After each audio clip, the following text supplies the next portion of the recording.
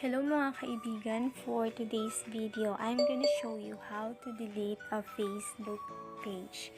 But before we get started, please don't forget to like, share, and subscribe to our YouTube channel.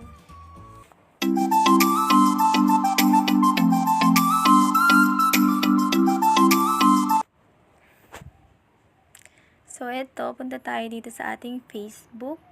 And then, makikita natin dito yung Facebook page na create natin.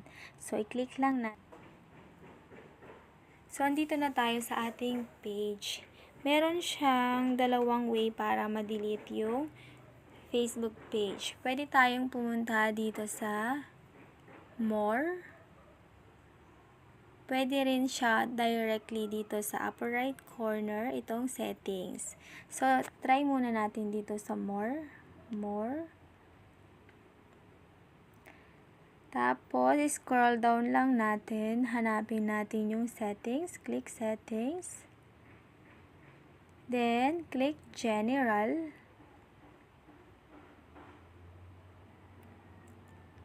Scroll down natin. Makikita natin tong remove page.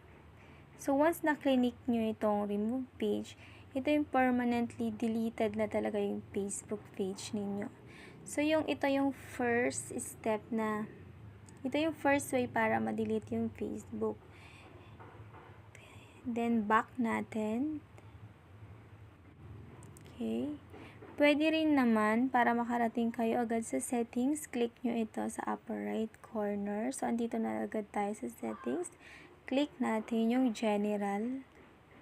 Then, scroll down. Same page lang din.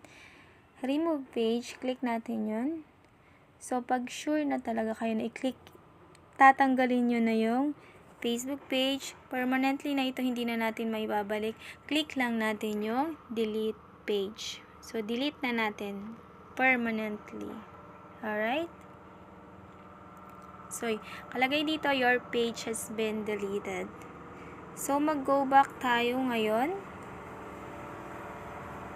Click natin tong Arcole Online Shop.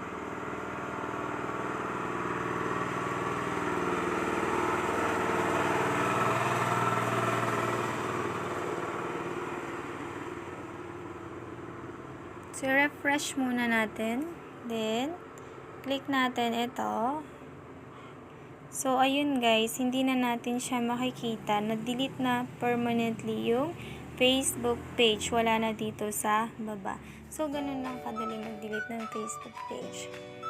Okay, that's all for now. So, thank you for watching. And please don't forget to like, share, and subscribe para updated kayo sa aking mga latest videos.